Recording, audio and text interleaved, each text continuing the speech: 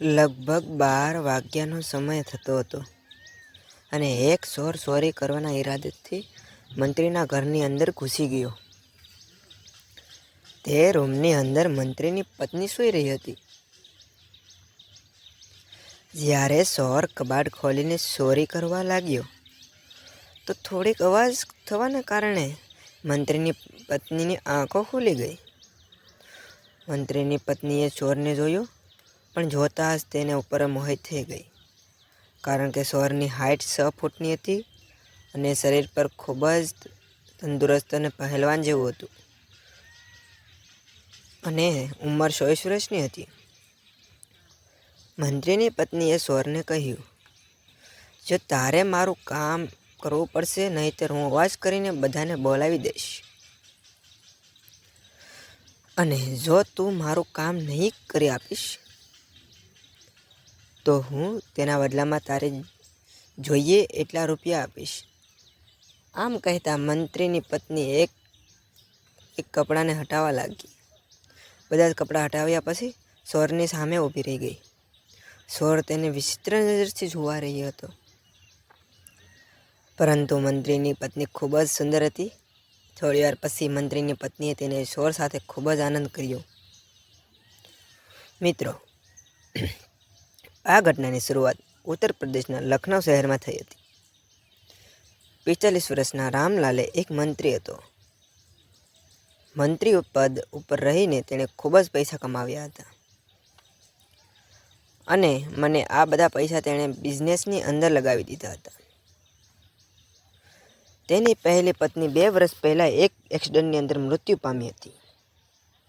તેનો એક છોકરો હતો અને તે 8મા ધોરણમાં હોસ્ટેલમાં રહીને ભણતો હતો. ઘર બિલકુલ ખાલી હતું, એટલે મંત્રીને એકલું લાગતું હતું. એટલા માટે તેણે બીજા લગ્ન કરી લીધા.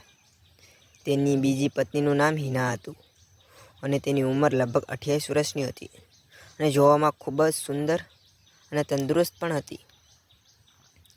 હિના પણ આ બીજા લગ્ન હતા, કારણ કે તેને તેના પહેલા પતિએ તલાક આપી દીધા હતા. લગ્નની પહેલી રાત હિના સાથે જ્યારે મંત્રી સાહેબ સંબંધ બનાવ્યો હતો, તે ફક્ત 40 થી 50 સેકન્ડની અંદર જ ખતમ થઈ ગયો હતો. આથી તેની પત્ની ખૂબ જ નારાજ થઈ ગઈ અને તેની નિરાશા થઈને સૂઈ ગઈ. ત્રીજા દિવસે હાલત એ જ રહી. હવે મંત્રીની પત્ની તેનાથી ખુશ ન હતી. આમ જ 2 મહિનાનો સમય જતો રહ્યો. મંત્રી પોતાના કામની અંદર ખૂબ જ બિઝી રહેતો. તે પોતાની પત્નીને સમય આપી શકતો ન હતો અને આ તરફ એના પોતાના સંબંધથી ખૂબ જ પરેશાન હતી. તે ઉદાસ રહેવા લાગી. તેને એકલતા લખાવા લાગી અને તે વિચારવા લાગી કે તે બીજા કોઈ વ્યક્તિ સાથે સમય પસાર કરે. એક દિવસ હિના પોતાના પતિ સાથે એક બગીચાની અંદર બેઠી હતી. અચાનક એક છોકરો તેની પાસે આવ્યો. તેનું નામ હરી હતું. તેની ઉંમર લગભગ 24 વર્ષની હતી અને જોવામાં ખૂબ જ તંદુરસ્ત હતો. તે મંત્રી સાહેબ પાસે આવ્યો અને તેણે કહ્યું કે મારી બહેન ખૂબ જ બીમાર છે. મારે તેના ઈલાજ માટે 2 લાખ રૂપિયાની જરૂર છે. પરંતુ હિનાએ તેને ના પાડી. તેને ઘણી વખત રિક્વેસ્ટ કરતો રહ્યો, પરંતુ મંત્રીએ અને મંત્રીની પત્નીએ તેને પૈસા આપવાની મનાઈ કરી દીધી.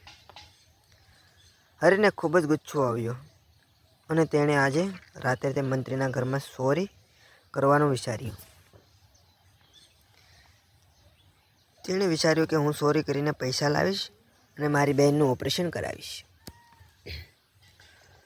સાંજના 7 વાગ્યા અને મંત્રી પોતાના બિઝનેસના કામ માટે બહાર જતા રહ્યા. ઘરની અંદર ફક્ત તેની પત્ની એકલી હતી. રાતના લગભગ 9 વાગ્યાનો સમય થવાનો. હિનાએ પોતાનું કામ જમવાનું જમીને સૂવા માટે જતી રહી. લગભગ 12 વાગ્યાની આજુબાજુ હરી મંત્રીના ઘરે ઘૂસી ચોરી કરવાના ઈરાદે અંદર આવ્યો અને જેવો તે હિના રૂમમાં અંદર ગયો તો તેણે જોયું કે તે સૂઈ રહી હતી અને તે ચોરી કરવા લાગ્યો. અને ચોરી કરતી વખતે થોડોક અવાજ થયો અને અવાજના કારણે હિનાની આંખો ઉઘડી ગઈ.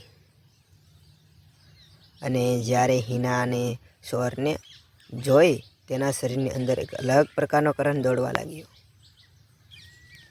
તેણે જ્યારે ચોરના મોઢા પરથી બાંધેલું કપડું હટાવ્યું તો તે તરત જ તેને ઓળખી ગઈ.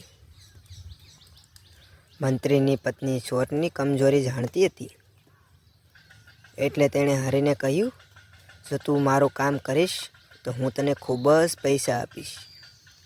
અને આમ કહીને તે એક પછી એક કપડાં હટાવવા લાગી અને હરી તેને એક નજરે જોઈ રહ્યો હતો. હરીને પૈસાની જરૂર હતી એટલે તેણે મંત્રીની પત્નીની વાત માની લીધી. તેણે સવારમાં સુધીમાં 3-4 વાર તેનું કામ કર્યું અને હરી જ્યારે પહેલું કામ પૂરું કરતો હતો તો મંત્રીની પત્ની તેને ખુશ થઈને ગિફ્ટની અંદર 50,000 રૂપિયા આપતી. હરી પાસે પોતાની બહેનનું ઓપરેશન કરવા માટે એટલા પૈસા ભેગા થયા અને તેણે તેની બહેનની સારવાર શરૂ કરાવી. હવે મંત્રીની પત્ની એટલે કે હિના આ હરીની આદત લાગી ગઈ. તે જ્યારે પણ સમય મળે ત્યારે તેની પાસે બોલાવતી. હિના પણ ખુશ રહેવા લાગી કારણ કે તેને જે જોઈતું હતું તે હવે મળી રહ્યું હતું. હવે મંત્રી સાહેબ પણ તેની પત્નીને ખુશ જોઈને ખૂબ જ ખુશ હતા. આમ જ 2 મહિનાનો સમય જતો રહ્યો.